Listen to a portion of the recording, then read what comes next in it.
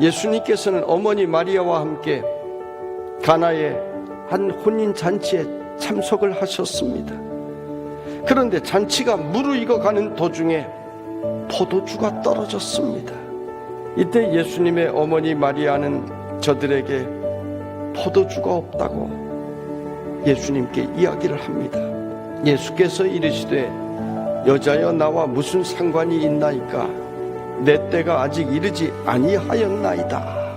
그럼에도 마리아는 예수님은 어떤 일이라도 가능케 하시는 분이심을 믿었습니다. 예수님은 하인들에게 지시를 합니다. 돌 항아리 6이 있는데 그 항아리에 물을 채우라 하셨습니다.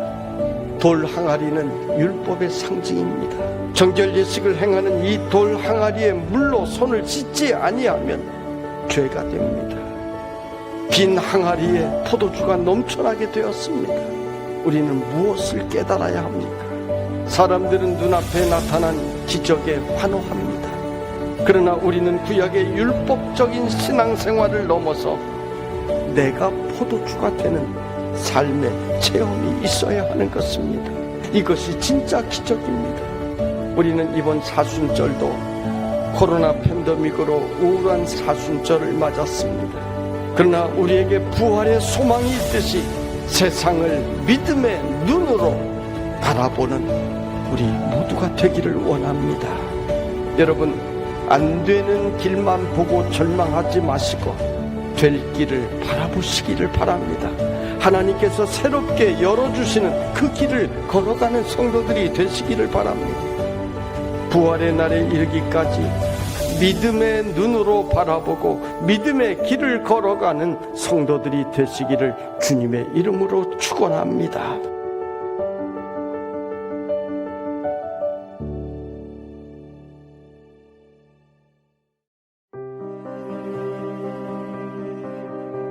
여호와의 말씀이 너는 집을 정리하라. 내가 죽고 살지 못하리라. 히스기야처럼 하나님을 잘 섬기는 왕이 왜 젊은 나이에 이렇게 죽어야 하는가? 히스기야에게 위기를 주시는 것은 하나님을 더 의지하고 살라는 사인입니다. 히스기야는 오직 하나님만이 내 질병의 문제를 해결해 주실 분이라고 하는 사실을 믿고 믿음으로 면벽 기도를 시작합니다. 여호와여 구하오니 내가 진실과 전심으로 주 앞에 행하며 주께서 보시기에 선하게 행한 것을 기억하옵소서 하고 히스기야가 심히 통곡하더라. 히스기야 왕은 질병이 치유되고 생명을 15년 연장받게 됩니다. 기도의 능력을 체험하게 됩니다. 여러분, 우리는 인생의 어려운 일을 만날 때 나를 향하신 그 섭리를 바라볼 수 있어야 하는 것입니다. 우리는 하나님의 뜻을 다 이해할 수 없습니다. 그러면 어떻게 해야 합니까? 그것은 하나님의 선하심을 무조건 믿는 것입니다. 그래서 믿음의 사람은 불행 중에도 감사하고 행복할 때에도 감사합니다. 히스기야는 죽을 인생이었는데 15년을 더 살게 되었습니다. 덤으로 받은 인생입니다. 여러분, 사실은 우리 모두가 덤으로 사는 인생입니다. 우리는 모두가 죄로 죽을 인생이었는데 하나님께서 우리를 자녀로 삼아주셨고 우리에게 새 생명을 주셨으니 우리는 덤으로 인생을 살아가는 것입니다. 그러므로 우리는 덤으로 받은 인생을 하루하루 감사하며 살아나가십시다. 덤으로 받았으니 내 안에 나는 죽었고 예수님께서 내 안에 사는 인생을 살아가는 성도들이 되시기를 주님의 이름으로 축원합니다.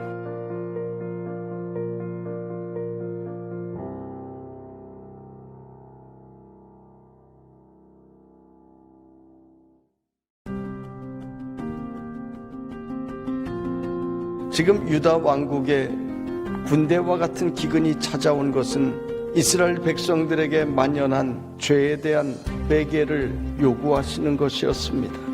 이때 요엘 선지자는 아직 늦지 않았다. 모두 성전에 모여 통회하고 자복하고 금식하며 하나님께 부르짖어 기도하라고 합니다. 그러면서 요엘 선지자는 꿈을 선포했습니다. 하나님의 영이 임하시면 너희 자녀들이 장래 일을 말할 것이며 너희 늙은이는 꿈을 꾸며 너희 젊은이는 이상을 볼 것이며 라고 하십니다. 요엘서의 말씀은 당시의 희망을 잃고 죄 가운데 빠져 있었던 백성들에게 주신 말씀인과 동시에 성령 시대를 살아가는 오늘 우리에게도 같은 의미로 주시는 말씀입니다. 지금 우리는 환난의 날을 지나고 있습니다.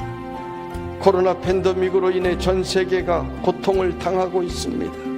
경제가 어려워져서 함께 모두가 고통을 겪고 있습니다. 사람 만나는 것이 두렵습니다.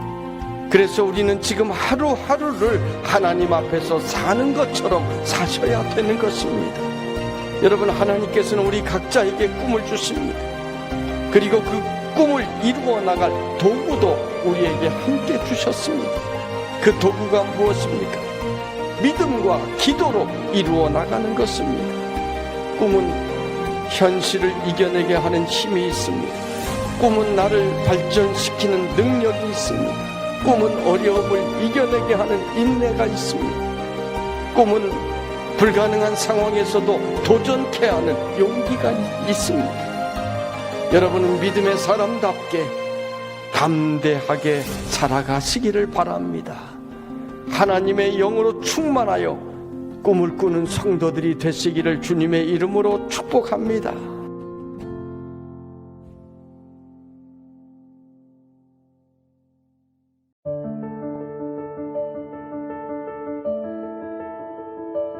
예수님께서는 어머니 마리아와 함께 가나의 한 혼인 잔치에 참석을 하셨습니다. 그런데 잔치가 무르익어가는 도중에 포도주가 떨어졌습니다. 이때 예수님의 어머니 마리아는 저들에게 포도주가 없다고 예수님께 이야기를 합니다. 예수께서 이르시되 여자여 나와 무슨 상관이 있나이까? 내 때가 아직 이르지 아니하였나이다. 그럼에도 마리아는 예수님은 어떤 일이라도 가능케 하시는 분이심을 믿었습니다.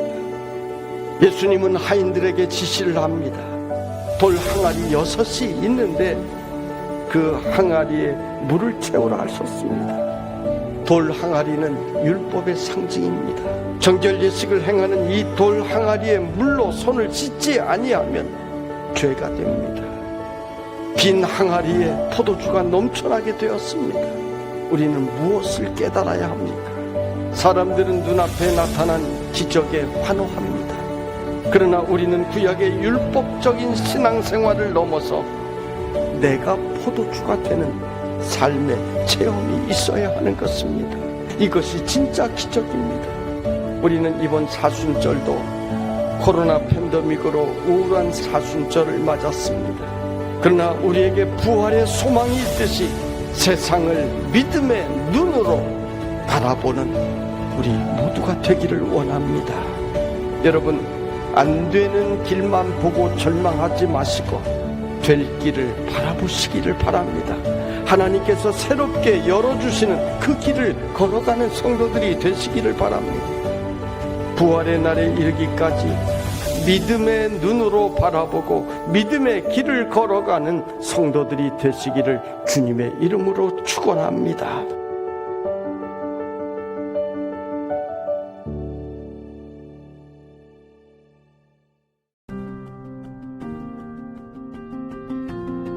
지금 유다 왕국에 군대와 같은 기근이 찾아온 것은 이스라엘 백성들에게 만연한 죄에 대한 회개를 요구하시는 것이었습니다. 이때 요엘 선지자는 아직 늦지 않았다. 모두 성전에 모여 통회하고 자복하고 금식하며 하나님께 부르짖어 기도하라고 합니다.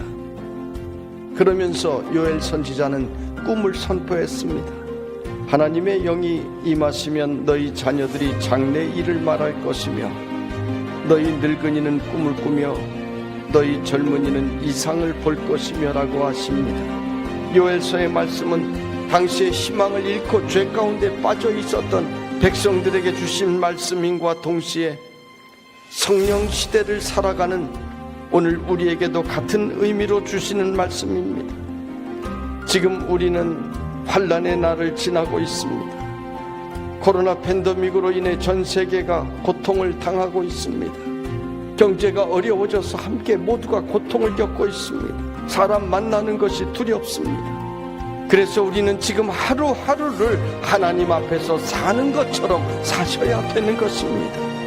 여러분, 하나님께서는 우리 각자에게 꿈을 주십니다.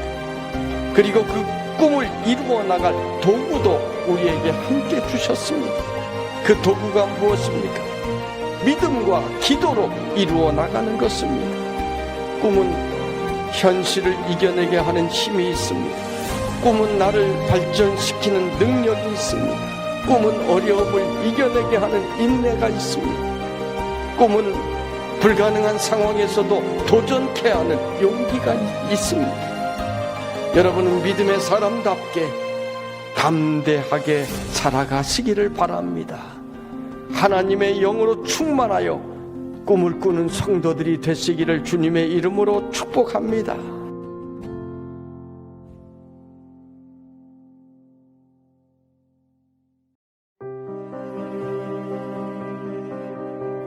여호와의 말씀이 너는 집을 정리하라. 내가 죽고 살지 못하리라.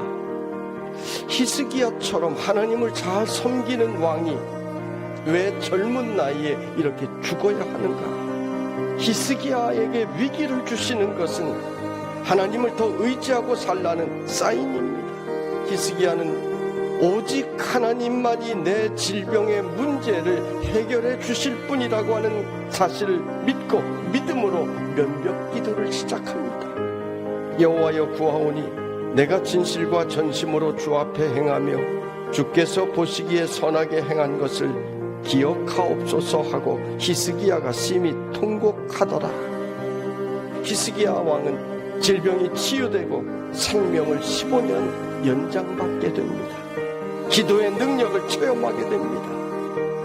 여러분, 우리는 인생의 어려운 일을 만날 때 나를 향하신 그 섭리를 바라볼 수 있어야 하는 것입니다. 우리는 하나님의 뜻을 다 이해할 수 없습니다. 그러면 어떻게 해야 합니까? 그것은 하나님의 선하심을 무조건 믿는 것입니다.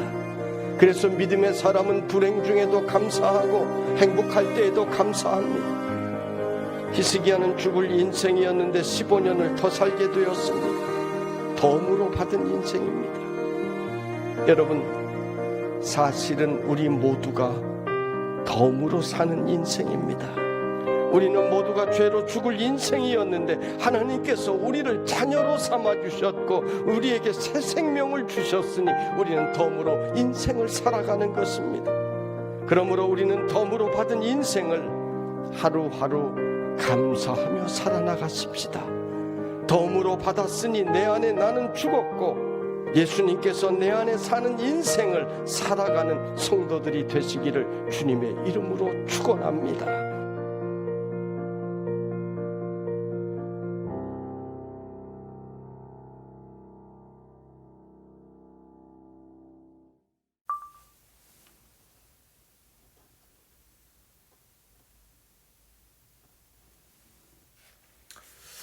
안녕하세요.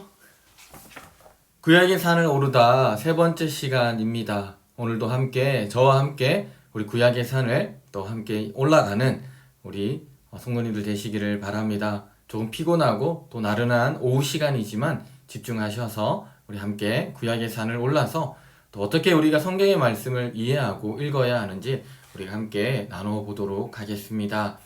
코로나로 인해서 또 많은 확진자가 발생하고 있죠. 우리 성도님들 불안하고 또 걱정이 많으실 것입니다. 그러나 그 어느 때보다 확진자가 많지만 하나님께서 또 우리를 지켜주시고 또 인도해 주시는 은혜가 우리 성도님들의 모든 삶의 자리 가운데 또 가정 가운데 우리 가족들 가운데 언제나 충만하게 임하시기를 또 기도하고 소망합니다. 오늘은 세 번째 시간으로서 우리 성경의 사용에 대해서 우리가 하나님 우리에게 성경을 주셨는데 이 성경을 우리가 어떻게 이해하고 또 이 성경을 우리의 삶 속에서 어떻게 사용해야 하는지 우리가 함께 말씀을 나눠보고 또 알아가는 시간 되었으면 좋겠습니다. 우리 한 30분 정도 우리가 강의를 할 텐데요. 마지막까지 집중하셔서 우리 함께 은혜 받는 시간 되시기를 바랍니다. 네, 지난주에 우리 강의 요약을 간단하게 한번 해보겠습니다.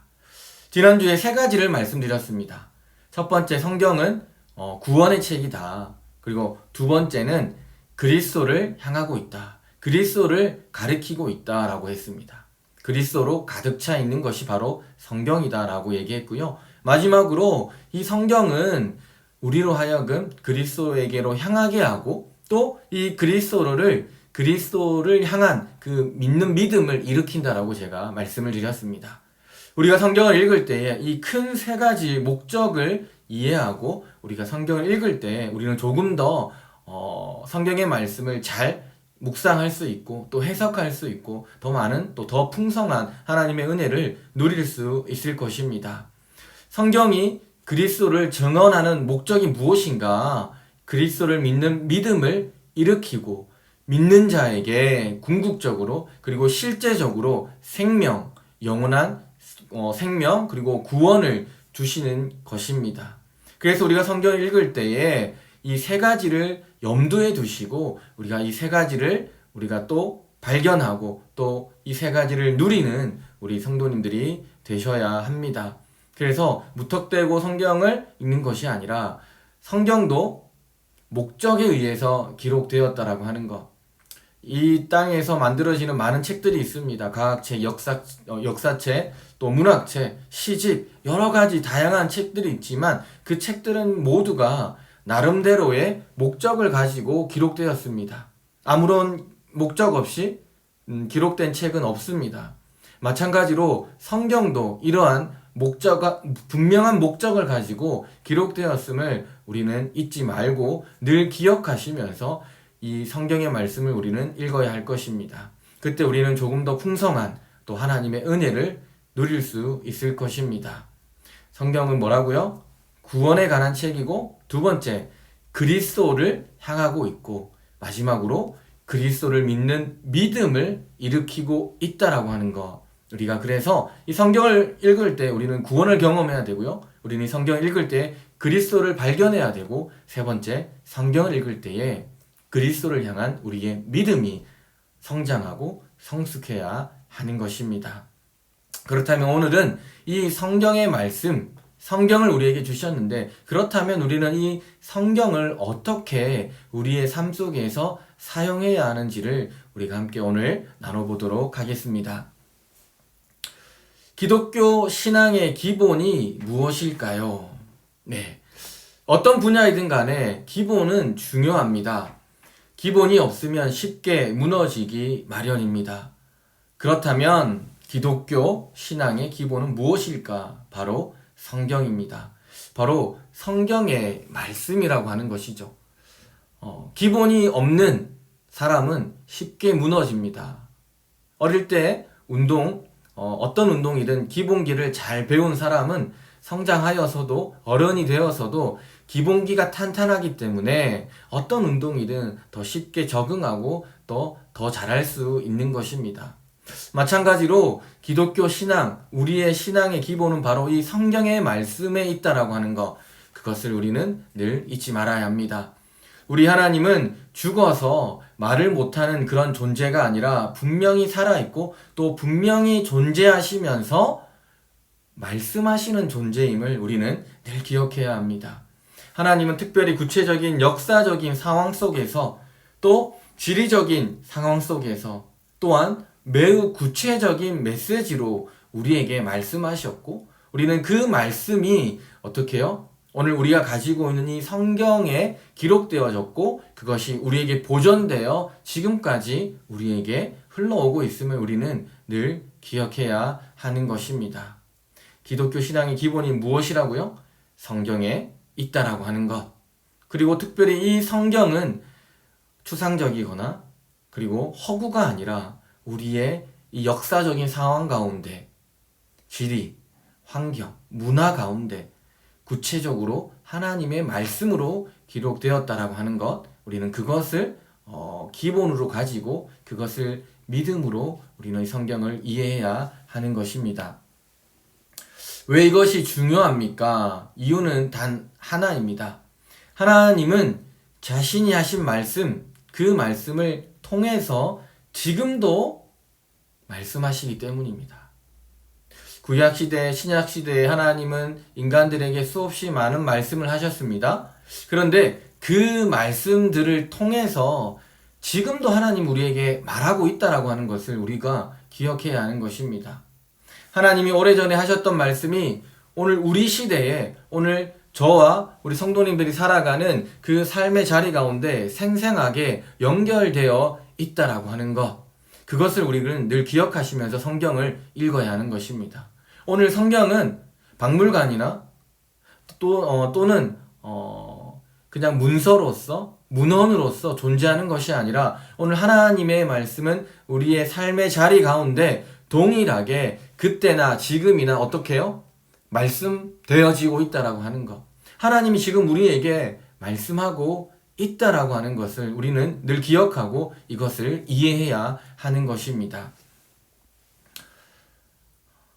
네. 하나님의 말씀은 박물관, 고대 유물 또는 고대의 문헌으로서 존재하지 않습니다. 반대로 하나님의 말씀은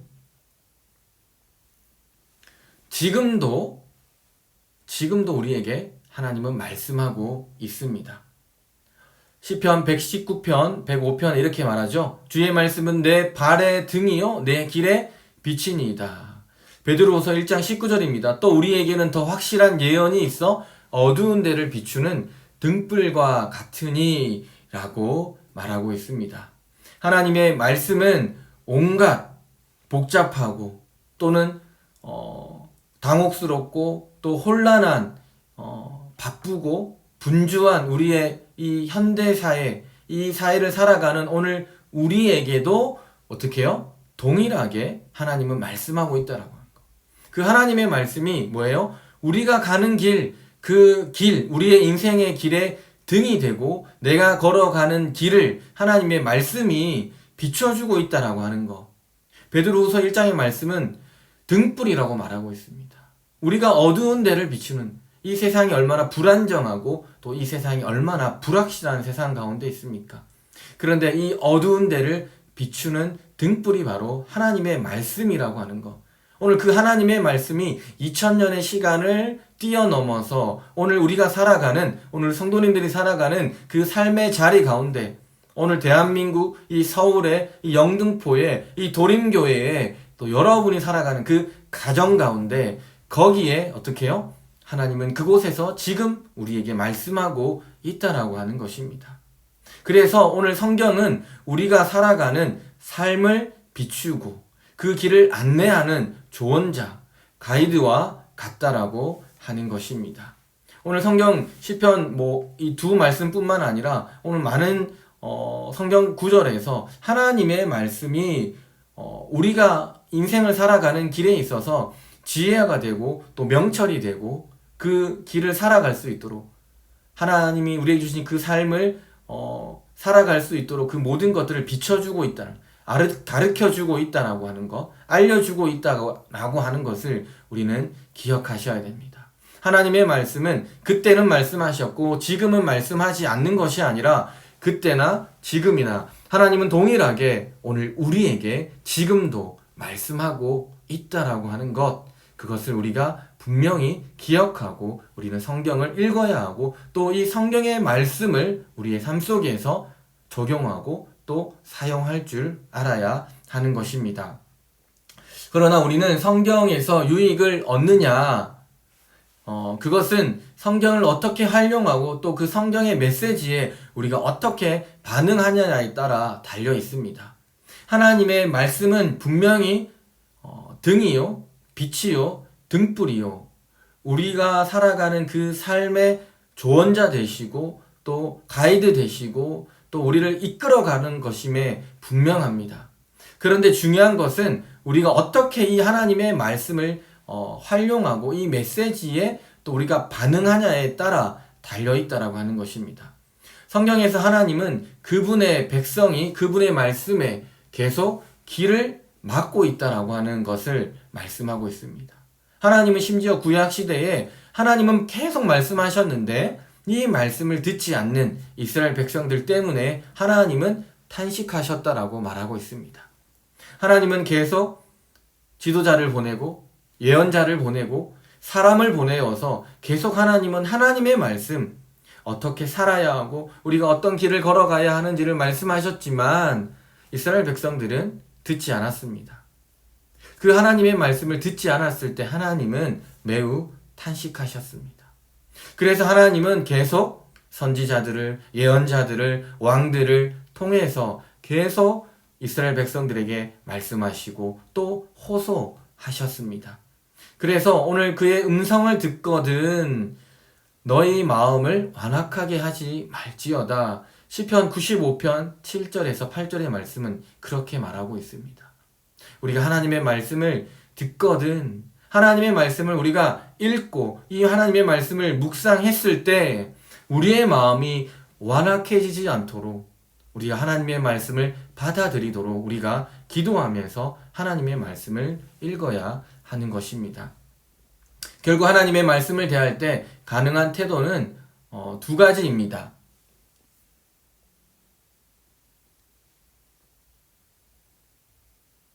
네.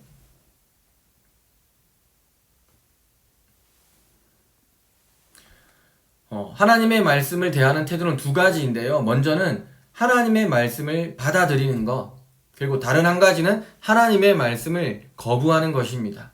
하나님의 말씀을 받아들인다라고 하는 것, 오늘 시편 66편부터 시작해서 베드로전서 2장 2절에 이르기까지 하나님의 말씀을 받아들이는 사람에 대해서 이렇게 비유하고 있습니다. 그의 이름의 영광을 찬양하고 영화롭게 찬송할지어다. 와서 하나님께서 행하신 것을 보라. 사람의 아들들에게 행하심이 위엄하시도다 라고 기록되어 있습니다. 이 말씀은 하나님의 말씀을 들었을 때 하나님의 사람들이 그 하나님의 말씀을 듣고 떤다라고 하는 표현입니다. 비유적으로 말하고 있는 것이. 우리가 하나님의 말씀을 받아들이는 자는 하나님의 말씀을 들었을 때 어떻게 해요? 우리의 마음이 떨어야 하는 것입니다. 감동이 있어야 하는 것입니다. 하나님의 말씀을 그렇게 받아들이는 것입니다. 두 번째, 곧 많은 순금보다 더 사모할 것이며 꿀과 성일꿀보다 더 달도다. 주의 말씀의 맛이 내게 어찌 그리 단지요? 내 입의 꿀보다 더 단이다 라고 말하고 있습니다.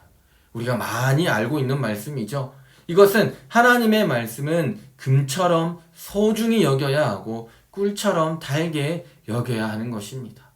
사실 금보다 순금보다 훨씬 더 가치 있는 것, 우리의 인생을 변화시키고 우리에게 영원한 생명을 주는 것이, 우리가 가야 할 길을 비춰주는 것이 바로 하나님의 말씀이라고 합니다. 금, 순금, 그것을 사모하는 것이 아니라 하나님의 말씀을 사모해야 하는 것입니다. 또 꿀과 송이꿀보다 더 달다라고 말하고 있습니다. 하나님의 말씀은, 우리가 하나님의 말씀을 받아들인 자는 그 말씀을 받을 때 그 말씀이 어떻게 해요? 세상에 있는 꿀, 그 맛있는 송이꿀보다 훨씬 더 달고 오묘한 말씀임을 아는 자들입니다. 또한 사람이 많은 탈취물을 얻은 것처럼 나는 주의 말씀을 즐거워하나이다 라고 말하고 있습니다. 비유적으로 말하고 있는 것입니다. 하나님의 말씀을 많은 탈취물을 얻은 것, 노량물, 그 많은 것을 얻은 것과 같은 즐거움이 있다라고 말하고 있습니다.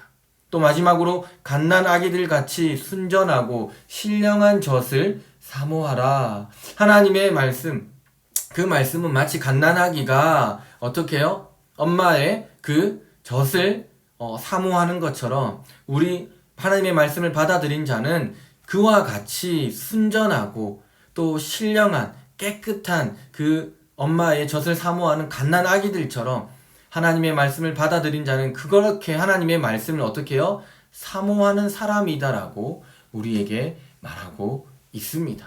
하나님의 말씀을 받아들이는 자, 그 하나님의 말씀을 통하여서 떱니다.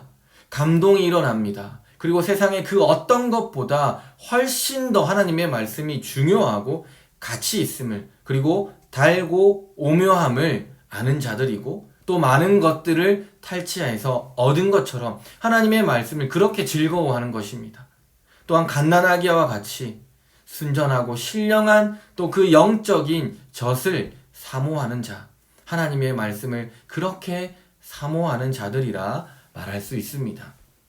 자, 그렇다면 하나님의 말씀을 거부하는 사람은 어떤 사람들입니까? 우리는 예레미야서 17장, 18장, 19절에 보면 목이 곧고 악한 마음이 완악한 대로 행한다라고 기록되어 있습니다. 하나님의 말씀을 거부하는 자들, 그들은 길을 막고 하나님의 말씀 듣기를 거부하는 자들이다라고 성경은, 특별히 구약 성경은 계속 말하고 있고, 신약 성경으로 넘어가더라도 예수님께서 말씀하실 때에 예수님의 말씀을 듣지 않는 자들을 향하여서 목인 고든 자들, 듣지 않는 자들이라고 그들을 책망하셨습니다. 이런 사람들, 특히 하나님의 말씀을 거부했던 사람들 중에 가장 유명한 사람 여호야김입니다. 우리 제가 21절과 23절의 말씀을 읽어드리겠습니다. 예레미야서 36장 21절과 23절의 말씀입니다.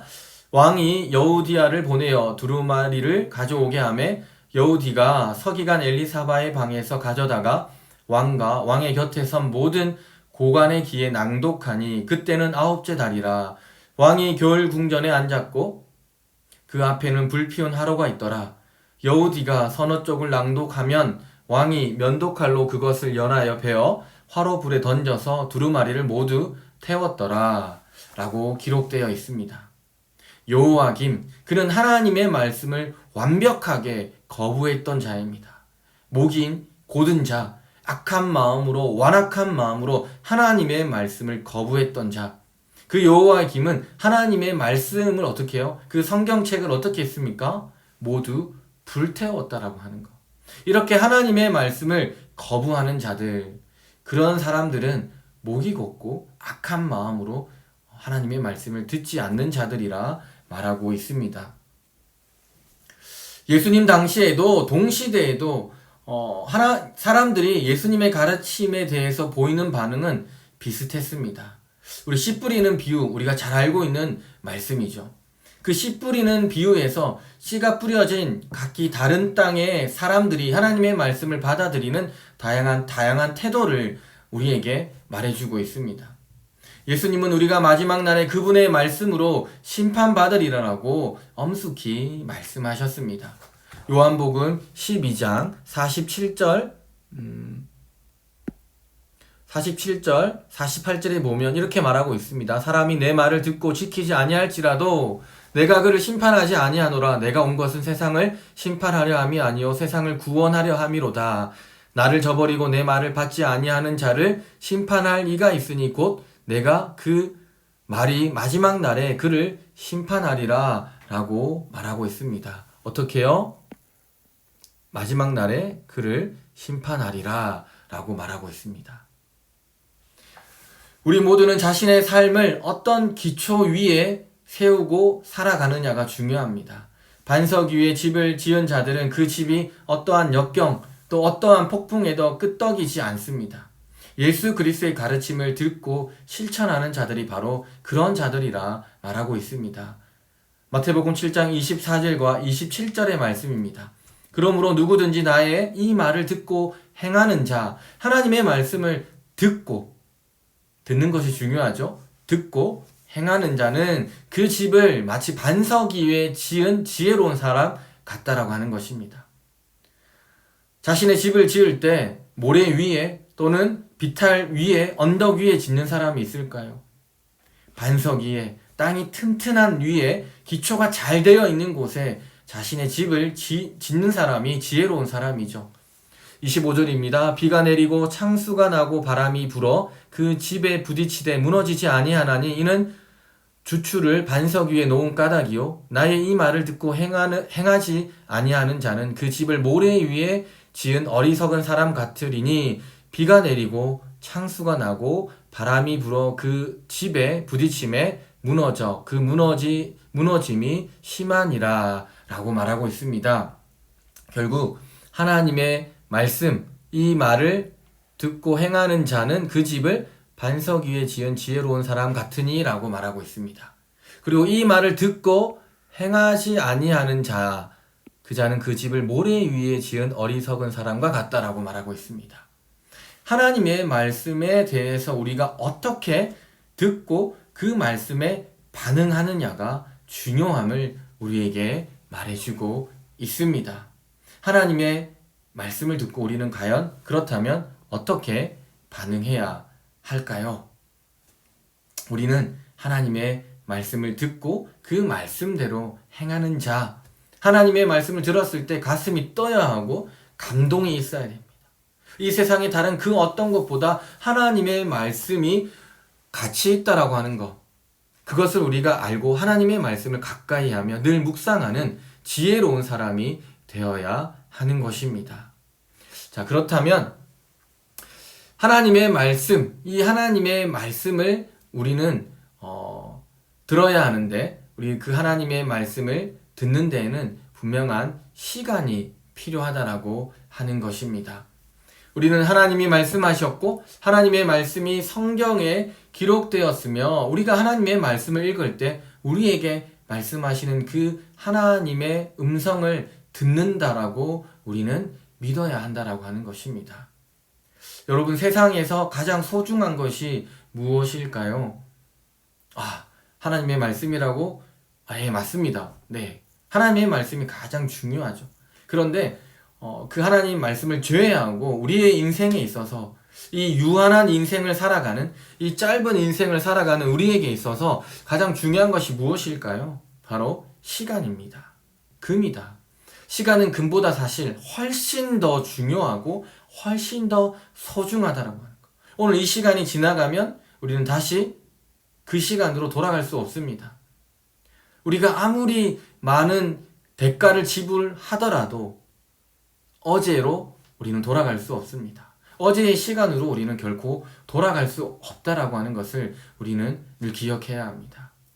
마찬가지입니다. 오늘 하나님의 말씀을 우리는 묵상하고 또 읽어야 하는데 그 하나님의 말씀을 듣는데 우리는 시간이 필요합니다. 우리의 시간을 투자해야 됩니다. 우리의 시간을 들어야 하는 것입니다. 가장 소중한 시간. 우리는 이 물질, 육체의 물질에 갇혀있는 우리 인간에게 있어서 가장 소중한 것은 시간인데 이 시간을 들여서 이 시간을 드리는 것은 그만큼 그것이 중요하다라는 것. 우리가 어디에 시간을 쓰느냐는 우리가 그 시간을 쓰는 것에 그것이 얼마나 중요한지를 말해주는 것입니다. 우리가 공부하는 것, 책을 읽는 것이 소중하다고 하면 우리가 거기에 시간을 씁니다. 스키를 좋아하시는 분?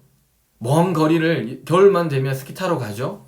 요즘의 젊은이들은 MZ 세대들, 이 세대들은 개인의 자유 또 개인의 취미생활 굉장히 중요합니다. 직장생활에서 많은 일을 하고 거기서 많은 일을 하고 또 거기서 받는 소득을 어디에 씁니까? 해외여행 가고 또 자기의 어떤 성취를 위해서 씁니다. 자기의 취미생활을 위해서 또는 자기 개발을 위해서 거기에 많은 돈을 사용하죠. 또 시간을 사용하고 있는 것이죠. 오늘 그리스도인 하나님의 말씀을 받아들인 자에는 어디에 시간을 써야 합니까? 하나님의 말씀에 시간을 써야 하는 것입니다. 그래서 우리는 하나님의 말씀을 듣고 또 하나님의 말씀을 읽고 묵상하는 것에 우리의 시간을 써야 하는 것입니다. 우리가 나는 하나님을 사랑합니다. 나는 예수 그리스도를 믿습니다라고 고백하면서 정작 하나님의 말씀, 예수 그리스도의 말씀을 가까이 하지 않고 읽지 않고 묵상하지 않고 거기에 우리의 시간을 쏟지 않는다라고 하면 모순이 되는 거죠. 하나님은 자신의 사랑을 어떻게 해요? 우리를 향한 사랑, 인간을 구원시키기 위해서 또 예수 그리스도를 보내시고 또 이 성경과 예수 그리스도를 통하여서 우리에게 믿음을 불러일으키게 하시기 위해서 우리에게 주신 것 뭡니까? 성경이라고 하는 것. 하나님의 그 사랑이 기록되어 있고 그 사랑의 총체적인 것이 성경인데 이 성경을 통해서 하나님 우리에게 계속 사랑을 말씀하시는데 우리는 하나님을 사랑한다라고 하면서 이 하나님의 말씀을 읽지 않고 여기에 시간을 쓰지 않는다라고 하는 것은 모순되는 거죠. 사랑하는 아내, 사랑하는 남편, 우리 사랑하는 자녀들에게 우리는 얼마만큼의 시간을 씁니까? 없는 시간도 만들어서 사랑하는 아내와 함께 해야 되고, 사랑하는 남편과 함께 해야 되고, 사랑하는 부모님, 사랑하는 자녀들과 우리는 함께 합니다. 기꺼이 기쁨으로, 즐거움으로 그 시간을 내어주는 거죠. 아깝지 않죠. 마찬가지입니다. 하나님의 말씀을 듣고 하나님의 말씀을 사모하고 예수 그리스도를 믿는 사람들, 하나님을 사랑한다라고 고백하는 성도, 그 말씀을 듣는 자는 하나님의 말씀을 듣고 읽고 묵상하고 우리가 함께 나누는 이 시간이 결코 아깝지 않아야 하는 것입니다. 현대사회는 극심한 생존 경쟁에 맞서서 우리는 잃어버린 이 하나님의 말씀을 다시 회복하기 위해서 노력해야 하는 것입니다. 오늘 우리가 살아가는 이 시대 가운데 우리는 성경을 그냥 수박 겉핥기 식으로 대충 읽고 또는 대충 하나님의 말씀을 듣고 건성으로 대하는 태도를 우리는 버려야 하는 것입니다. 누가복음 9장 44절 이렇게 말하고 있죠. 이 말을 너희 귀에 담아두라라고 말하고 있습니다. 담아두라. 귀에 담아두어라. 꼭 잊지 마시고 하나님의 말씀을 귀담아 듣는 우리 성도님들 되시기를 바랍니다. 이렇게 하나님의 말씀을 담아두는 것, 특별한 비법이 있는 것이 아닙니다. 그것은 시간을 드리는 것입니다. 오늘 인간에게 가장 중요한 건 돈이 아닙니다. 바로 시간입니다. 내가 가지고 있는 소유물이 아니라 이 유한한 인생을 살아가는 우리 인간은 시간이 가장 소중한데 그 시간을 내어서 우리는 하나님의 말씀을 읽어야 하는 것입니다. 아무리 바쁜 하루를 시작하고 한 주간을 시작하고 아무리 바쁜 우리의 일상을 살아가더라도 우리는 어떻게 해요? 성경의 말씀을 읽어야 하고 묵상해야 하는 것입니다. 의도적으로 해야 되는 것입니다. 하나님의 말씀을 의도적으로 우리는 읽고 묵상하기 위해서 우리는 우리의 삶을 그렇게 어떻게 해요? 바꿔가야 하는 것입니다. 성경이 우리의 마음에 박혀서 우리의 머리에 박혀서 우리의 모든 생각과 우리의 마음을 다스릴 때 우리는 성경을 펴서 그 성경의 말씀을 읽는 것입니다. 우리가 잘 아는 말씀이죠. 시편 1편의 말씀, 또 119편, 여호수아 1장의 말씀 이렇게 말하고 있습니다. 복 있는 사람, 하나님의 말씀을 듣는 자들, 그들은 오직 여호와의 율법을 즐거워하여 그의 율법을 주야로 묵상하는 자다라고 말하고 있습니다. 그렇다고 정말 주야로 우리가 하나님의 말씀을 읽고 묵상하고 하나님의 말씀만 보라는 것은 아닙니다. 그만큼 뭐예요? 하나님의 말씀, 그 하나님을 믿는 자들, 복 있는 사람, 하나님의 말씀을 받아들이는 자는 그만큼 하나님의 말씀을 우리는 의도적으로, 계획적으로 우리의 시간을 들여서 어떻게 해요? 읽고 묵상하는 자여야 한다라고 하는 것입니다. 특별한 비법이 있는 것이 아닙니다. 방법은 다를 수 있습니다. 그러나 첫 번째, 시간을 들이는 것, 그것이 가장 중요합니다. 예를 들어 우리는 날마다 아침에 하루를 시작하기 전에 또는 밤에 하루를 끝내면서 큐티를 합니다. 한때 한국교회에서 큐티 운동이 엄청 일어났죠. 아침에 일어나서 하나님의 말씀을 읽고 묵상하고 하루를 시작하고 아니면 또는 하루를 마치는 시간 또는 개인의 그 시간을 들여서 하나님의 말씀 그것을 큐티하는 운동이 한참 일어났고 또 지금도 뭐 두란노나 또 선교단체를 통해서 이 큐티 운동은 계속 이루어지고 있습니다. 그러나 성경을 읽고 기도하는 것 굉장히 중요합니다. 이 전통은 큐티를 하는 이 전통은 분명히 시간을 들여야 하는 것입니다. 우리의 시간을 들여서 할 수 있는 것입니다. 오늘 이 큐티에 대해서 우리가 어떤 방법, 여러 가지 방법들이 있습니다. 묵상의 방법들은 너무나 다양하지만 중요한 것은 시간을 들여서 우리는 큐티를 하든 묵상을 하든 우리는 하나님의 말씀을 가까이 하고 읽어 나가야 한다라고 하는 것입니다. 우리는 하루를 시작할 때 아무리 짧더라도 하나님의 말씀을 묵상하고 기도해서 우리는 하루를 시작할 때 우리 삶 속에 큰 유익을 얻을 수 있습니다. 그래서 우리는 하나님의 말씀으로 시작해야지. 하나님의 말씀으로 시작할 때 우리는 우리의 삶 속에 늘 찾아오는 그 영적인 유혹들, 이 세상의 유혹들을 우리는 이겨낼 수 있는 것입니다. 성경은 하나님의 사람들, 그리스도인들이 이 땅을 살아가는 것은 전쟁터와 같다, 전쟁과 같다, 전투와 같다라고 말하고 있습니다. 세상을 살아갈 때 성경은 이 세상이 전쟁터와 같다라는 말을 계속 비유하고 있는데요. 우리는 이 하루를 시작할 때, 우리가 아침에 일어나서 여러분들의 직장을 갈 때, 또는 가정에서 하루를 시작할 때 그 모든 것이 사실은 영적인 유혹들, 세상에 수없이 많은 유혹들이 우리를 공격하고 우리를 찾아온다라고 하는 것입니다.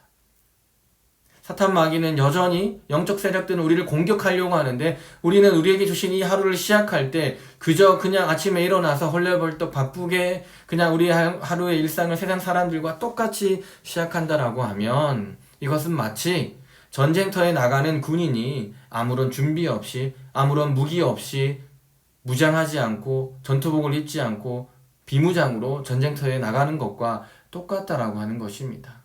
그렇게 전쟁터에 나가면 어떻게 될까요? 누가 이길까요? 네, 자명하죠. 어느 쪽이 질까요? 무기를 가지고 있지 않은 사람들, 무장하지 않고 나간 사람들이 100% 지게 되어 있습니다.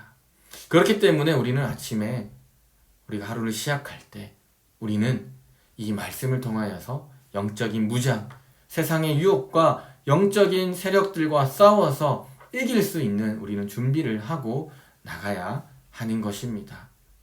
오늘 우리 시대에 우리 너무 바쁩니다. 아침 시간이 얼마나 바쁜지 모릅니다. 그러나 우리는 그 아침 시간에 우리는 시간을 내어야 합니다. 그리고 짬짬이 그 짧은 시간을 통해서 우리는 하나님의 말씀을 읽고 묵상함으로 우리는 영적인 준비, 세상과 싸워서 이길 준비를 하고 우리는 나가야 하는 것입니다. 우리 시대에 평일이 너무 바쁩니다. 그러나 아무리 바빠도 오늘 많은 현대인들은 자기가 하고 싶은 거, 자기가 소중하게 생각하는 거, 또 자기 개발을 위해서 시간을 만듭니다. 시간이 있어서 하는 것이 아니라 시간을 만드는 것이죠. 다른 것들, 우선순위에서 부가적인 것들, 그렇게 중요하지 않는 것들은 어떻게 해요? 제쳐두고 가장 중요한 거, 나를 위해서, 나의 즐거움과 기쁨을 위해서 그 시간을 드린다라고 하는 거죠. 그렇다면 우리 그리스도인들은 어떻게 해야 될까요? 하나님의 말씀이 그렇게 중요하다라고 하는 것, 영원한 생명, 구원과 연결되어 있고 예수 그리스도를 더 깊이 알아가고 그 예수 그리스도를 향해 가고 우리에게 믿음을 일으키는 이 성경을 우리는 어떻게 해야 될까요? 우리의 소중한 시간을 만들어서 읽어야 하는 것입니다. 평일에 너무 바쁜 일상 가운데 깊게 하나님의 말씀을 읽을 수 없다라고 하면, 많이 읽을 수 없다라고 하면 짧게 읽고도 무방합니다. 그러나 우리가 주말에 우리가 하나님의 말씀을 그러면 시간을 내어서 시간을 만들어서 우리는 하나님의 말씀을 또 읽어야 하는 것입니다.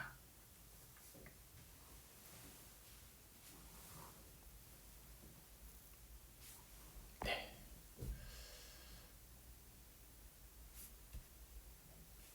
가장 중요한 문제는 그리스도인, 개개인이 또는 하나님의 말씀을 어떠한 방식으로 우리가 그것을 알아가느냐라고 하는 것이 중요합니다. 하나님의 말씀이 그렇게 중요한 것을 우리가 알았다고 하면 우리의 삶의 자리에서, 우리의 삶 속에서 어떻게 그 하나님의 말씀을 우리가 어떻게 듣고 또 그것을 묵상하고 그것을 우리의 삶 속에 가득 채우게 하느냐, 그것이 중요하다라고 하는 것입니다. 그러나 이렇게 하나님의 말씀에서 그분의 말씀을 통해 그분의 음성을 듣는 것은 시작일 뿐이다라고 말합니다. 하나님의 말씀을 듣고 묵상하는 것, 그것은 이제 첫걸음을 뗀 것입니다. 예수님은 이것을 아는 것만으로는 부족하다라고 말합니다. 단순히 하나님의 말씀을 우리가 읽고 또 묵상하고 했던 것, 그것만으로 어떻게 해요? 부족하다라고. 우리는 이 하나님의 말씀을 행할 때에 궁극적으로 우리에게 하나님의 복이 있다라고 말하고 있습니다. 그래서 성경의 신약 성경을 보면 진리는 단순히 아는 것이 아닙니다. 행하는 것. 예수님 계속 말씀하셨습니다. 듣고 아는 것, 내 머릿속에 내 마음속에 머무는 것에서 끝나는 것이 아니라 그것이 어떻게 해요? 행해야 한다. 바리새인과 서기관들, 제사장들을 향해서 예수님이 그들을 향해서 훈계하시고 뭐라 하신 것이 무엇입니까? 그들이 하나님의 말씀을 몰라서가 아닙니다. 하나님의 말씀을 알지만 행하지 않는 것. 마찬가지입니다. 오늘 우리도 하나님의 말씀, 이 성경이 기록된 목적을 알고 우리의 시간을 들여서 하나님의 말씀을 읽고 묵상했다라고 하면 그것에서 국한되는 것이 아닙니다. 거기서 끝나는 것이 아닙니다. 거기서 뭐예요? 바로 시작이 되는 것입니다. 어디로요? 우리의 삶 속으로 시작되는 것입니다. 그래서 이것을 예수님도 말씀하셨고 사도 바울도 얘기했습니다. 그리고 야고보도 이렇게 말했습니다. 야고보 1장 22절입니다. 너희는 말씀을 행하는 자가 되고 듣기만 하여 자신을 속이는 자가 되지 말라라고 말하고 있습니다. 진리를 행한다라는 것은 진리가 가르친 바 하나님의 말씀을 어떻게 해요? 가르친 바를 우리는 그대로 우리의 삶 속에서 실천하고 그 진리의 하나님 그 메시지를 따라서 우리가 행동하는 것, 그것이 바로 진리를 행하는 것, 하나님의 말씀을 행하는 것이라 말하고 있습니다. 그렇다면 오늘 구체적으로 이 하나님의 말씀을 우리의 삶 속에서 어떻게 사용해야 하는지 우리가 한번 알아보겠습니다. 네, 하나님의 말씀을 행하는 자의 첫 번째 표지는 바로 예배입니다. 진리를 알지 못하면 예배가 불가능합니다. 하나님의 말씀을 알지 못하는 자는 하나님을 예배할 수가 없습니다. 바울이 아테네에서 알지 못하는 신에게라고 새겨진 제단을 발견했다라는 것.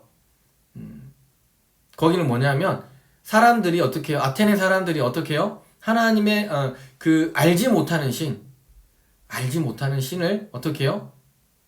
제사하고 그 제단 앞에 엎드려서 경배하고 있다라고 하는 것입니다. 중요한 것은 자기 신들이 믿는 그 존재가 어떤 존재인지 알지 못한 채 그저 거기에 엎드려서 절하고 있다라고 하는 거.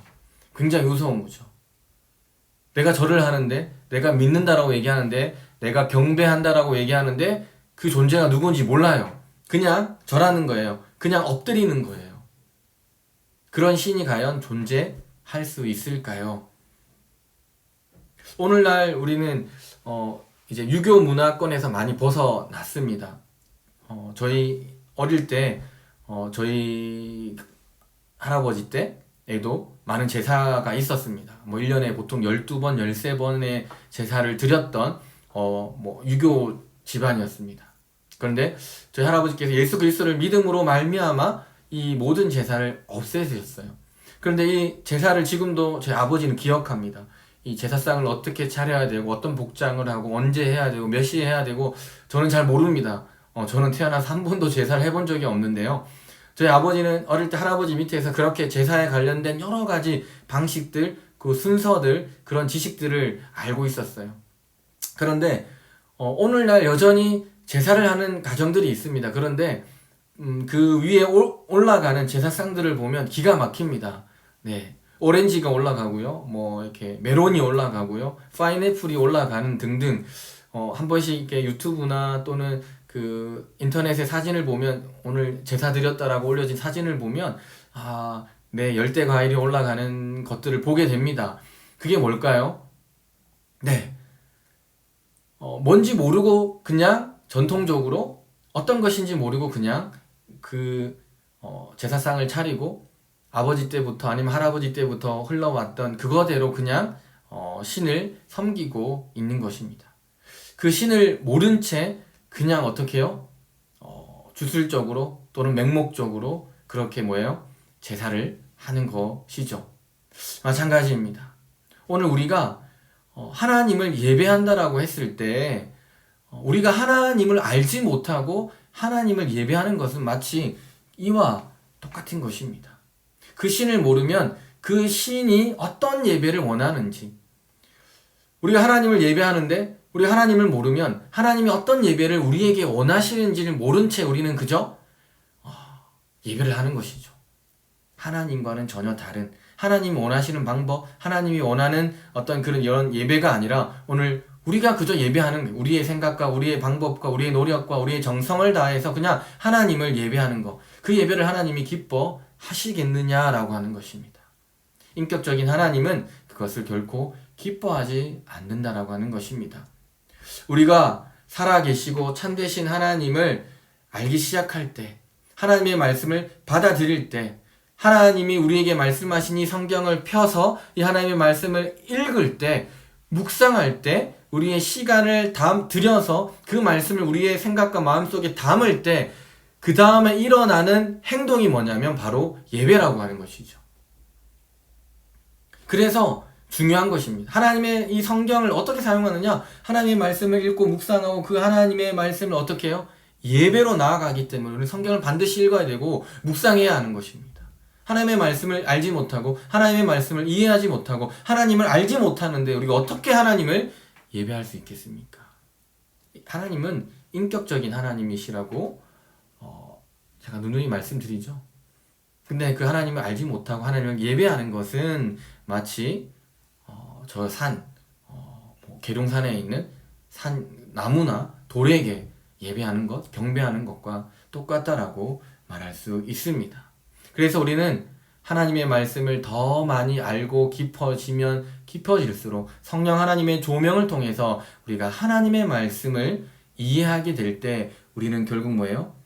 하나님이 원하는 그 예배를 드릴 수 있는, 우리는 그리스도인이 될 수 있다라고 하는 것입니다. 시편 148편 13절의 말씀입니다.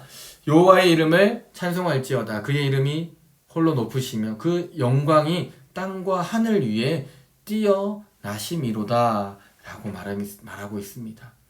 예배는 언제나 우리가 받는 하나님의 말씀, 우리가 읽고 묵상한 그 하나님의 말씀에 대한 반응이라고 하는 것입니다. 따라서 하나님을 향한 예배를 불러 일으키는 것은 다름 아닌 하나님의 말씀, 이 하나님의 말씀이라고 하는 것입니다. 그러므로 성경은 공적 예배와 또는 개인적인 예배 모두에서 필수적인 요소입니다. 오늘 우리가 매주 드리는 주일 그 예배 가운데 가장 우리가 중요하게 여기고 또 많은 시간을 드리는 것이 무엇입니까? 바로 하나님의 말씀이라고 하는 것입니다. 모든 공적 예배에 있어서 성경의 말씀을 봉독하고 또 그 봉독된 성경의 말씀을 우리 목사님을 통해서 어떻게 해요? 가르치고 또 권면하고 하는 것입니다.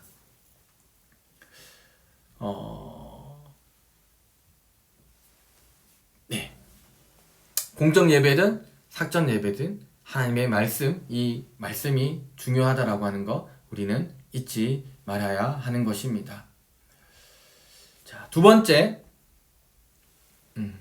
말씀을 행하는 자의 두 번째 표지는 회개입니다. 네.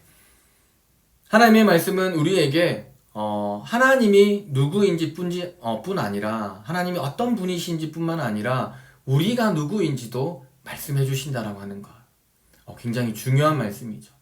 성경의 말씀은 하나님이 어떤 분이고 또 그 하나님이 어떤 일을 행하셨는가 그것을 우리에게 분명하게 제시해 줍니다. 그리고 동시에 하나님은 그 말씀을 읽는 우리가 어떤 존재인지도 들려주고 계십니다.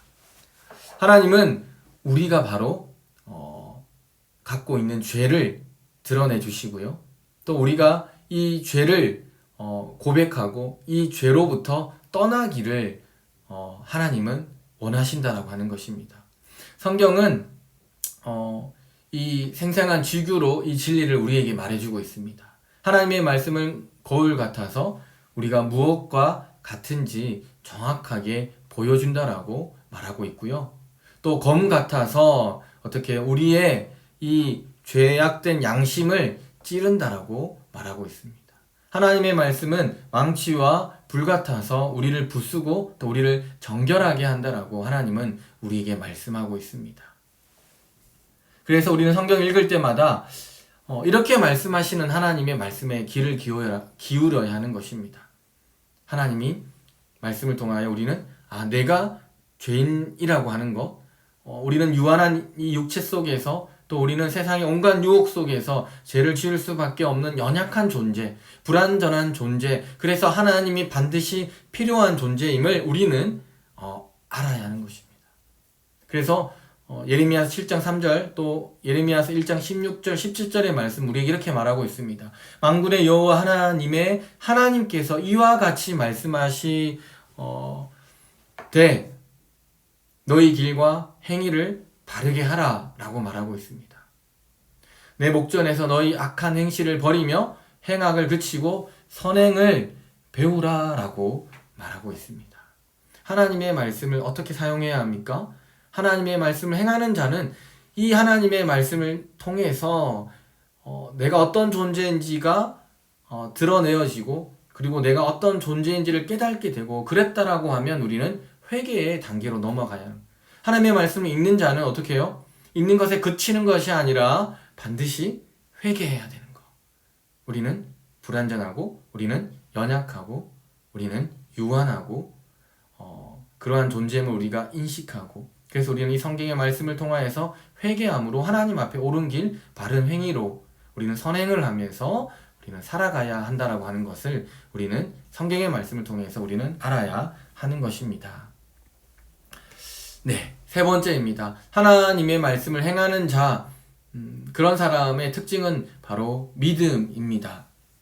믿음은 그리스도인의 삶에 있어서 굉장히 중요합니다. 믿음 없이는 우리는 하나님을 어떻게 해요? 기쁘게 하지 못합니다. 신약 성경에서 그리스도인들은 자주 믿는 자들로 묘사되고 있죠. 이는 믿음과 오래 참음으로 말미암아 약속들을 기업으로 받은 자들이라는 뜻입니다. 믿는 자들은 어떻게 해요? 믿음을 통하여서 하나님의 그 약속 그리고 그 기업을 받은 자라고 하는 것입니다.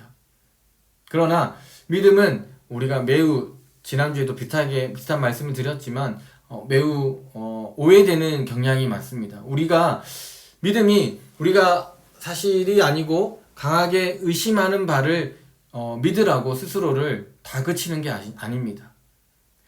이게 무슨 말이냐고 하면 의심하지 말고 그냥 맹목적으로 이 하나님의 말씀을 믿으라라고 계속 강압적으로 주입하는 그런 것이 아니라고 하는 것입니다. 믿음은 확신을 갖고 참되신 분, 그 하나님을 의지하는 것입니다. 믿음은 어떤 진공 상태나 고립된 상태에서 존재할 수 없습니다. 언제나 믿음은 신뢰해도 좋은 사람에게 보이는 신뢰의 반응이라고 하는 것. 마치 믿음과 지식이 서로 배타적인 것이 아니라고 하는 것입니다. 그것이 하나라고 하는 것입니다. 믿음은 지식에 기초하기 때문이죠. 우리가 하나님을 믿는다라고 했을 때 그것은 그냥 하나님이라고 존재를 우리가 이렇게 아는 것이 아니라 아무런 여과장치 없이 하나님을 믿어지는 것이 아니라 이 계시된 하나님의 말씀, 이 하나님의 말씀이 기초가 되어서 우리가 하나님을 어떻게 해요?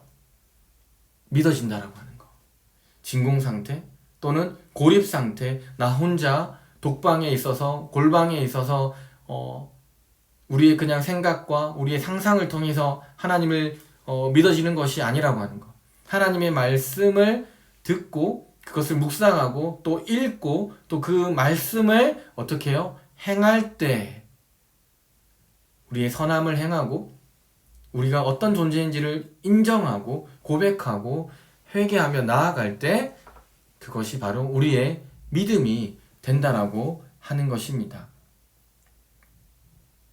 그래서 주의 이름을 아는 자는 주를 의지하오리니, 주님을 아는 자, 그 이름을 안다라고 하는 것은 그 하나님의 존재를 안다라고 하는 것입니다. 그 하나님의 존재가 어떤 분인지를 아는 것, 그 지식, 그 지혜를 통하여서 뭐예요? 우리는 주님을 의지한다라고 하는 것. 반대로 얘기하면 뭐예요?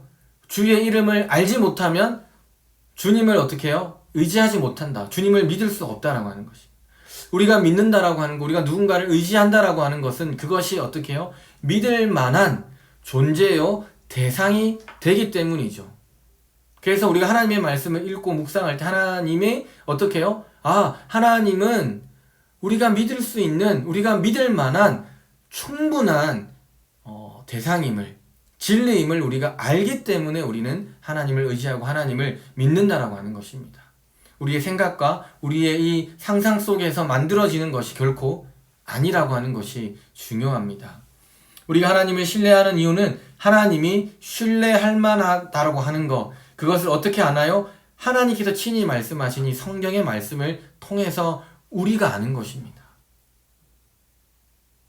꿈을 통해서 하나님도 말씀하시기도 하고 여러 방법을 통해서 말씀하시지만 하나님이 궁극적으로 자신을 드러내고 자신을 계시하신 것이 뭐냐면 바로 이 성경책이라고 하는 거. 그래서 우리는 이 성경을 통해서 어떻게 해요? 우리는 하나님을 믿어야 한다라고 하는 거. 우리는 이 성경을 통해서 하나님이 정말 믿을 만한 존재, 우리 하나님은 정말 믿을 만한 존재야 라고 하는 것을 어떻게 해요?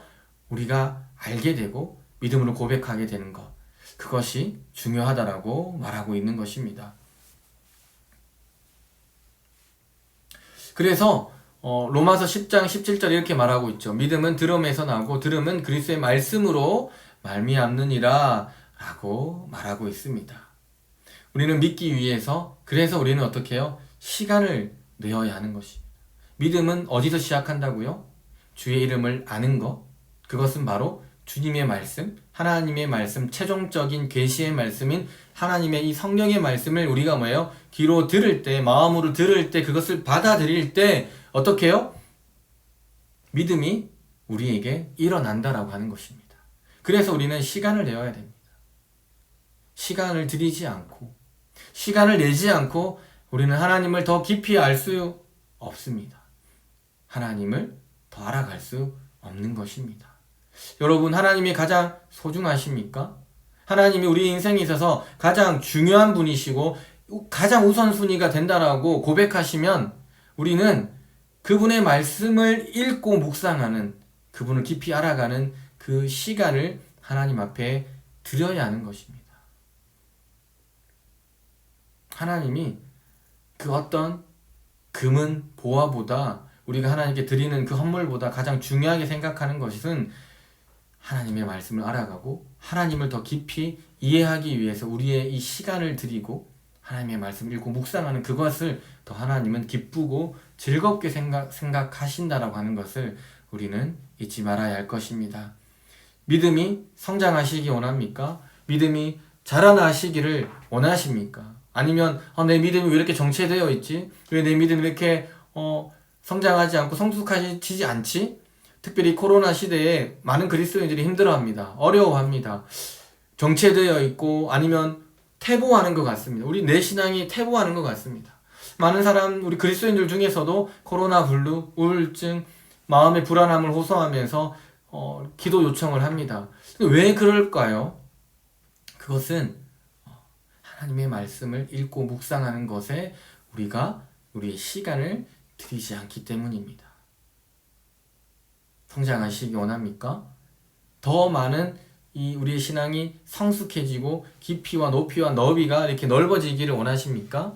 그렇다면 시간을 들이시기 바랍니다. 하나님의 말씀을 묵상하고 읽는 것에 우리의 시간을 내셔야 합니다. 그리고 그 말씀을 읽고 묵상할 때 우리의 신앙은, 우리의 믿음은 한층 더 성장하고 성숙해질 것입니다.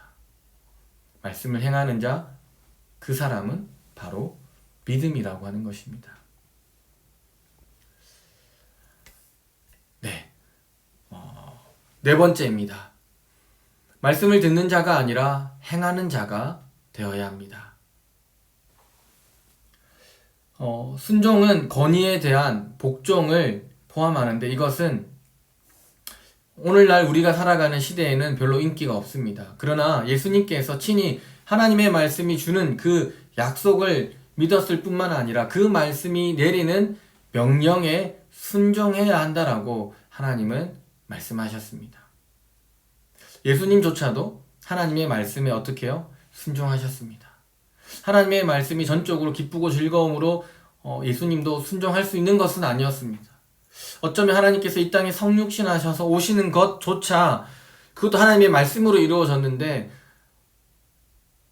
성자 예수님, 그 예수님이 그 말씀을 기쁘게 들었을까요? 우리가 한번 생각해 볼 만한 문제이죠. 또 한편으로 십자가에서 고난을 받으시고 핍박받으시고 죽음을 맞이하셔야 됐을 때 골고다의 십자가, 골고다 언덕을 그 십자가 메고 올라가는 그것조차도 하나님은 말씀하셨습니다. 죽어야 하고 십자가에 매달려야 한다라고. 그러나 인간의 육체를 가지고 이 땅에 오신 그 예수님께서 그 말씀을 들었을 때 어떻게 해요?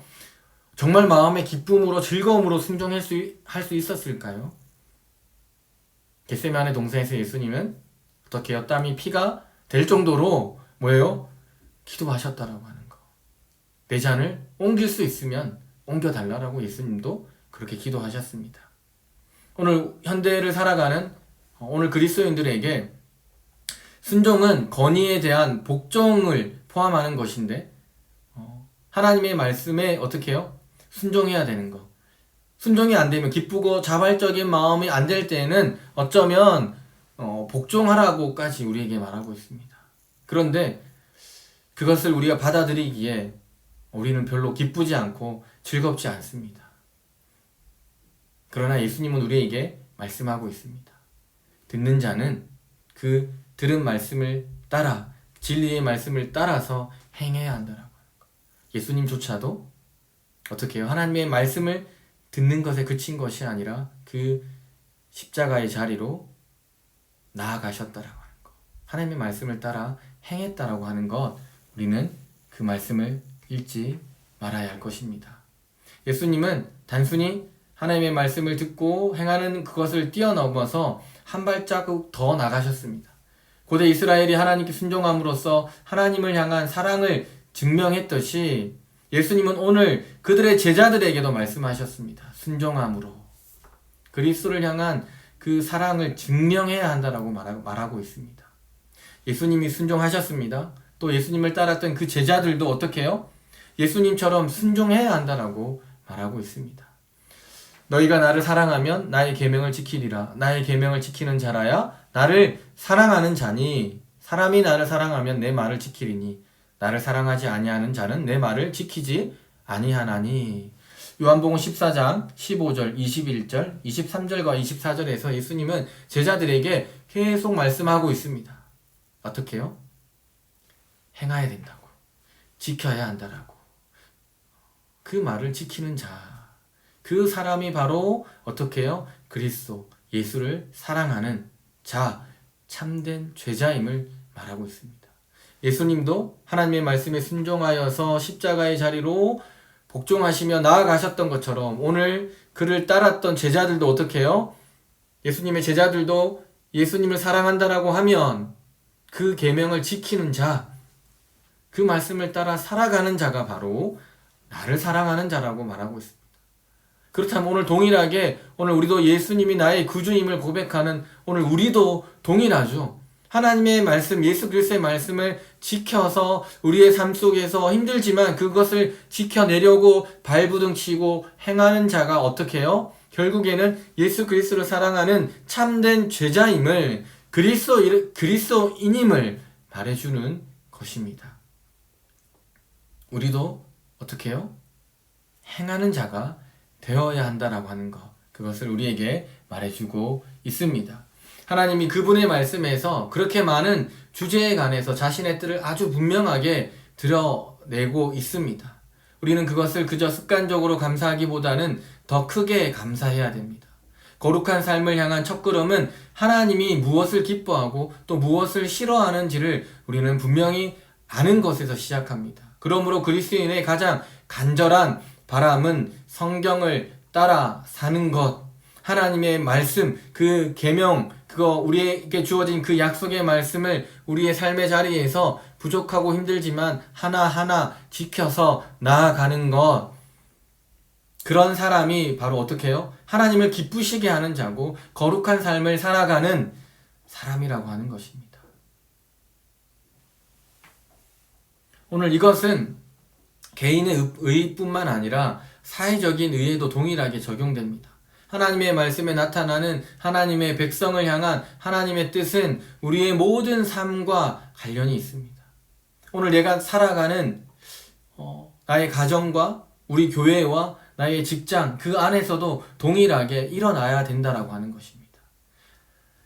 하나님의 사랑이 내 안에만 머무는 것이 아니라 우리 가정에만 머무는 것이 아니라 우리의 직장과 우리 교회와 우리 이웃과 이 사회로 어떻게 해요? 나아가야 번져가야 한다라고 하는 것. 사랑 또 정의, 공의도 어떻게 해요? 그렇게 확산되고 그렇게 흘러가야 함을 말해주고 있는 것입니다.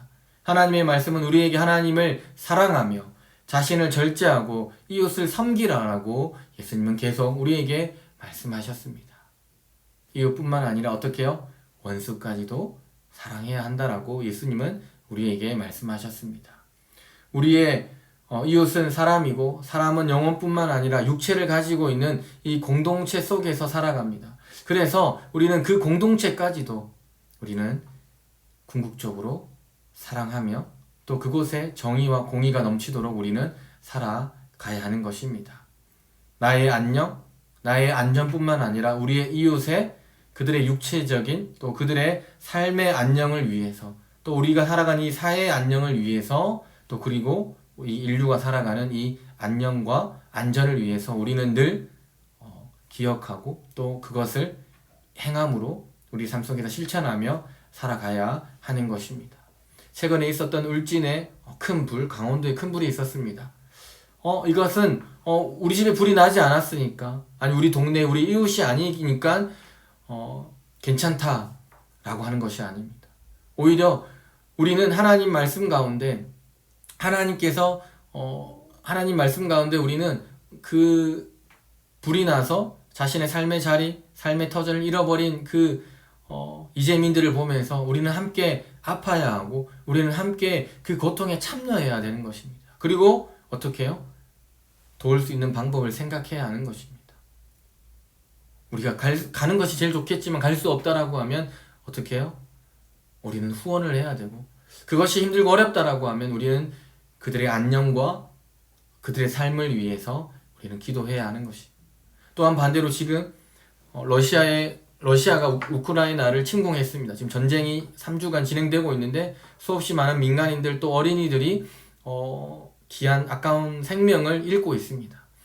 지구 반대편에서 일어나는 그 상황들을 보면서 우리가 그저 내 일이 아니니까 우리 일이 아니니까 우리나라가 아니니까 어쩌면 무관심하고 또 관심이 떨어지는 것이 사실입니다. 그러나 오늘 우리가 하나님의 말씀을 듣고 행하는 자라고 하는 것은 지구 반대편에서 수없이 많은 아이들이 여성들이 사람들이 삶의 터전이 무너지고 붕괴되고 타국으로 난민이 되어서 가야 하는 그 절박한 상황 가운데 우리는 어떻게 해요? 공감해야 하는 것입니다.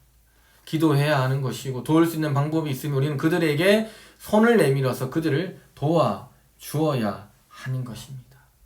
오늘 말씀을 듣고 행하는 자, 하나님의 사랑, 사회의 정의와 이 공의가 어떻게 해요? 우리가 살아가는 모든 삶의 자리 가운데 어떻게 해요? 임해야 한다라고 하는 것입니다. 오늘 우리 삶의 자리를 뛰어넘어서 우리가 살아가는 모든 삶의 자리 가운데 우리는 그것을 실천하며 행하며 살아가는 우리 그리스도인이 되어야 하는 것입니다. 말씀을 듣는 자가 아니라 행하는 자가 되어야 하는 것입니다. 마지막으로 하나님의 말씀을 행하는 그리스도인의 5번째 표지, 하나님의 말씀을 듣고 행하는 자는 증언하는 자다라고 우리에게 말씀하고 있습니다. 진리는 감추어지거나 독점될 수 없습니다. 눈이 열려 진리를 받아들였다라고 하면, 오늘 그 말씀이 우리에게 들렸다라고 하면 그 진리는 어떻게 해요? 반드시 증언되어야 하는 것입니다. 반드시 선포되어야 하는 것입니다. 누구에게요? 우리 이웃들에게, 이 사회에 우리가 만나는 사람들에게 이것은 분명히 전해져야 하는 것입니다. 고린도전서 4장 1절에 보면 하나님은 하나님의 비밀을 우리에게 맡겨주셨습니다.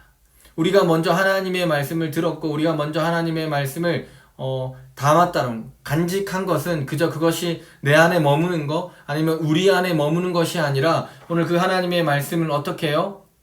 비밀을 맡은 자들, 그 하나님의 비밀을 맡은 자들은 그 하나님의 말씀을 이 땅 가운데, 이 사회 가운데 그 말씀을 담지 못한 자들, 듣지 못한 자들에게 어떻게 해요? 증언해야 되고 나타나야 된다라고 말하고 있는 것입니다.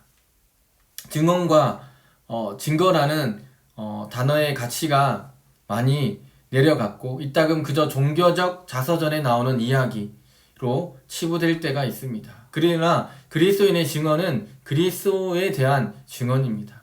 우리가 증언해야 하는 그리스도는 단지 우리가 개인적인 경험으로 경험한 그리스도가 아니라 역사적인 그리스도, 사도들에 의해서 증거된 그리스도, 그 그리스도를 우리는 증언하고 또 증거해야 하는 것입니다. 다른 그리스도는 없습니다. 성경이 증언으로 이어진다면 증언은 성경에 의존해야 하는 것입니다. 오늘 우리가 성경이 증언하고 있는 그 그리스도를 우리는 증언해야 되고 또 우리가 증언하는 이 그리스도는 성경에 의존하고 있어야 되는 것입니다. 오늘 단순히 내가 경험한 그리스도, 또 내가 느낀 거, 내 감정, 그것도 중요하지만 그보다 훨씬 더 기본이 되고 베이스가 되는 것은 바로 성경이 증언하고 있는 그리스도, 그 그리스도를 우리는 어떻게 해요? 증언하고 우리의 삶 속에서 증거하고 이것을 나타내야 한다라고 하는 것입니다.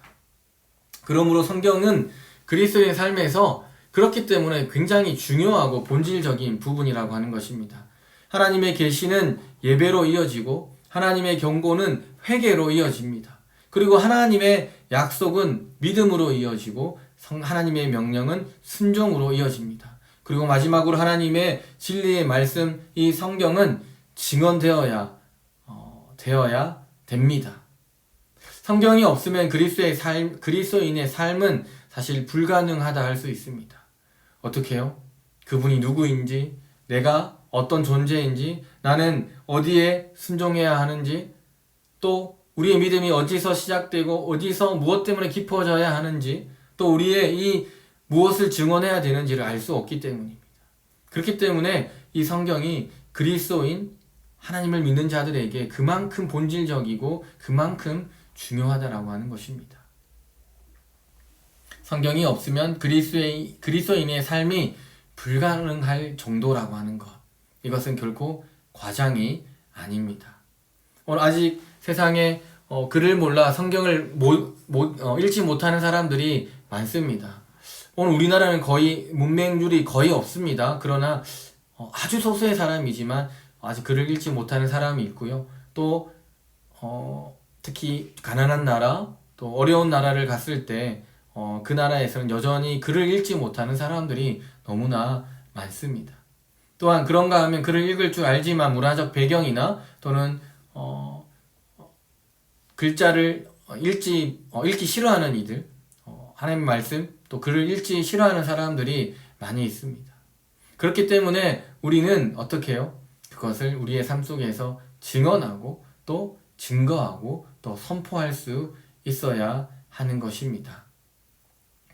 우리가 어떤 방법으로 받든 간에 하나님의 말씀은 우리에게 절대로 없어서는 안 되는 굉장히 중요한 것입니다. 그래서 예수님은 신명기를 인용하면서 이렇게 말씀하셨습니다. 마태복음 4장 4절의 말씀입니다. 사람이 떡으로만 살 것이 아니요 하나님의 입으로부터 나오는 모든 말씀으로 살 것이다 라고 말하고 있습니다. 음식이 우리의 육체에 반드시 필요하듯이 하나님의 말씀, 이 하나님의 말씀도 우리의 영혼에, 우리의 삶에, 그리스도인에게 가장 중요하고 반드시 필요하다라고 하는 것입니다. 우리가 한 끼라도 먹지 않으면 배고프고 힘든 것처럼 하나님의 말씀, 그리스도인이 하나님의 말씀을 먹지 않는다라고 하면, 읽지 않고 묵상하지 않고 그것을 생각하지 않는다라고 하는 것은 우리의 영, 우리의 삶이 그만큼 어렵고 힘들어지는 것입니다. 이것이 없으면 그 말대로 생명과 건강, 이것이 두 개를 다 보존하기가 불가능하다는 것. 그리스도는 그렇기 때문에 하나님의 말씀을 묵상하고 읽고 하나님의 말씀을 들어야 하는 것입니다. 그분의 말씀으로 하나님은 우리 안에 영적 생명을 일으키고 그 생명을 더욱 풍성하게 하는 분임을 우리는 늘 기억해야 하는 것입니다. 동일한 말씀으로 하나님은 우리를 지금도 가르치시고 또 우리를 변화시키고 우리를 양육하시고 우리를 독려하고 또 우리에게 새 힘과 지혜를 주고 있음을 우리는 잊지 말아야 할 것입니다. 오직 하나님의 말씀으로 하나님의 사람은 성숙해져야 합니다. 그리고 계속 성장해져야 하는 것입니다. 하나님의 말씀, 그 하나님의 말씀을 통해서 궁극적으로 우리는 어떻게 해요? 모든 선한 일을 할 수 있는, 우리의 삶 속에서 선한 행동을, 선한 삶을 살아갈 수 있는, 선한 삶을 살 수 있다라고 하는 것을 우리는 늘 기억해야 하는 것입니다. 네, 오늘 하나님의 이 말씀 성경에 대해서 우리가 함께 나눠봤습니다. 어떻게 이것을 사용해야 하는지. 첫 번째, 마지막으로 잠깐 정리하면 하나님의 말씀, 이 말씀을 우리가 듣고 묵상하고 이 말씀을 가까이 해야 되는 첫 번째 이유가 뭐라고요? 하나님을 알고 우리는 하나님을 온전히 예배할 수 있는 참된 예배를 드릴 수 있기 때문에 우리는 성경을 읽고 묵상해야 하는 것입니다. 두 번째, 하나님의 경고, 또 하나님 이 말씀을 통해서 우리가 어떤 존재인지를 하나님은 알게 하셨다는 거예요. 성경의 말씀을 통해서 우리가 죄인임을 고백하고 또 하나님이 성경의 말씀을 통해서 죄인인 우리가 어떻게 해요? 회개하기를 원하신다라고 하는 것. 그것을 알아야 하기 때문에 성경을 읽어야 되는 것입니다. 또 세 번째는 하나님의 말씀은 우리로 하여금 믿음을 어떻게 해요? 성장하고 성숙시키는 것. 그리고 하나님의 말씀은 결국 우리가 이 하나님의 말씀에 행하는 것, 순종하게끔 한다라고 하는 것. 우리의 삶 속에서. 우리의 이웃들, 또 우리의 이 사회와 더 확장시켜서 온 인류를 향해서 우리는 그 사랑과 정의와 공의를 실천해야 하는 것이죠. 또 마지막으로 하나님의 진리의 말씀 어떻게 해요? 증언, 그리고 증거하는 삶을 살아야 한다라고 하는 것을 우리는 잊지 마시고 이 성경을 이렇게 우리는 우리 삶 속에서 사용해야 하는 것입니다. 예수님께서 마태복음에서 말씀하셨던 것처럼 사람은 떡으로만 사는 것이 아닙니다. 특별히 그리스도인들은 먹는 것으로 사는 것이 아닙니다. 하나님의 말씀으로 살아가는 것. 그래야지 우리는 온전한 그리스도인의 삶을 성숙하고 또 성장하는 그리스도인의 삶을 살아갈 수 있는 것입니다. 오늘 그렇기 때문에 우리는 이 성경의 말씀을 가까이 하시고 주야로 묵상하고 읽는 은혜로운 성도, 또 그것이 풍성해지는, 하나님의 말씀으로 늘 풍성해지는 성도가 되어야 하는 것입니다. 네, 지난주에 이어서 우리는 성경의 사용, 우리는 어떻게 성경을 우리 삶 속에서 사용해야 되는지를 우리가 함께 나눠봤습니다. 다음 주는 우리 3월 27일 주일 오후 3시에 동일하게 시작하고요. 우리 전체적인 강의 이제 마지막이죠. 성경에 대한 지리에 대해서 우리가 함께 말씀을 나눌 거고요. 이 지리를 통해서 우리가 성경을 읽을 때 조금 더 입체적으로 우리가 머릿속에서 이스라엘의 그 그림을 그리시며 지도를 그리시면서 어디에 뭐가 있고 또 어디에 이런 지명 또 뭐 산 또는 골짜기 이런 것들을 이해하시면서 우리가 역사서를 읽으면 조금 더 입체적으로 또 이렇게 좀 더 쉽게 하나님의 말씀을 이해할 수 있습니다. 그래서 우리가 다음 주에는 성경의 지리를 우리가 함께 나눠보겠습니다. 그래서 첫 번째는 우리 성경의 목적에 대해서 나눠봤고요. 두 번째는 성경의 사용 방법, 그리고 세 번째는 성경의 지리를 우리가 함께 나누고요. 우리가 그 다음 주부터는 본격적으로 역사서의 첫 책인 여호수아를 우리 함께 읽고 또 묵상하는 시간을 가지도록 하겠습니다. 오후 3시 너무 힘든 시간이죠. 조금 다들 쉬고 싶고 조금 편안한 시간을 가지고 싶으실 텐데 이 시간에 또 함께 해주셔서 너무 감사하고 또 이 시간을 통해서 하나님의 은혜가 우리 성도님들에게 또 임하시기를 또 간절히 바랍니다. 다 함께 기도하시겠습니다. 사랑과 은혜의 하나님 감사합니다. 오늘도 우리에게 시간을 내어서 또 시간을 들여서 하나님의 말씀을 또 읽고 또 나누게 하시니 감사합니다. 오늘 우리에게 주신 이 하나님의 말씀, 또 이 성경 너무나 소중하고 또 너무나 귀한 것임을 깨닫게 하시고 성도는 그리스도인은 이 하나님의 말씀으로 살아감을 우리가 잊지 않게 하시고 바쁘고 분주한 우리의 모든 일상의 자리 가운데서도 하나님의 말씀을 늘 가까이 하고 우리의 시간을 들여 우리의 시간을 내어서 하나님의 말씀을 우리의 삶 속에 담는 우리 모든 성도님들 되시기를 간절히 바랍니다. 바쁘고 분주한 일상 또 코로나의 많은 확산 가운데 여전히 우리는 불안하고 염려와 걱정이 많은 우리의 일상의 삶을 살아갑니다.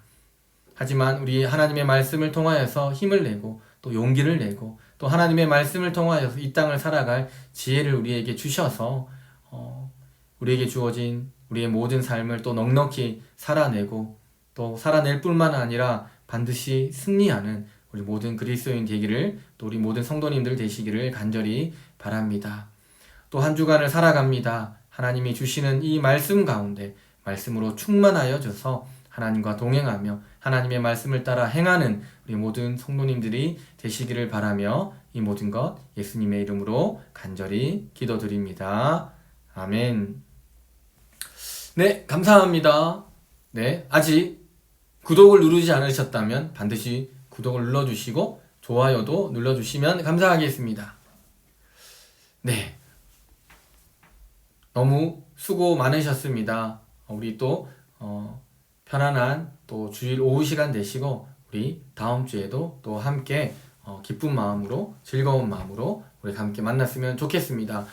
수고 많이 하셨습니다. 다음 주에도 뵙겠습니다.